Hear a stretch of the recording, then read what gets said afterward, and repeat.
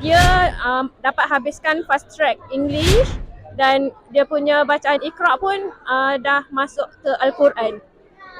Alhamdulillah, pencapaian Ahmad Umar Rais di LC memang pada kami memang sangat-sangat membanggakan lah. Dia memang kalau ikutkan memang seorang yang sangat pemalu, tapi di LC memang kita nampak dia punya progress tu memang dia boleh naik stage, dia boleh perform depan stage. Macam baru-baru ni ada pertandingan Little Fari pun dia boleh perform untuk pertandingan azan, pertandingan tahfiz. Alhamdulillah lah. Alhamdulillah sejak berada di Little Caliph sejak umur 4 tahun sampai sekarang 6 tahun, saya nampak positif lah dari segi perkembangan akademik, perkembangan sosial dia, perkembangan hafazan dia, alhamdulillah bertambah baik, dan sasiah dia pun bertambah baik lah. LC ni banyak mementingkan akademik dan Islamik dan adab.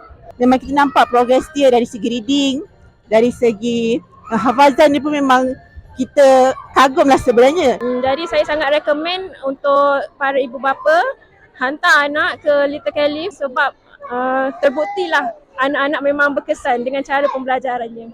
Saya encourage kepada ibu bapa lain, kalau ada rezeki lebih pergi ke Little Caliph. Saya doakan yang terbaik untuk Little Caliph dan juga Nurul Khalifah, insyaAllah.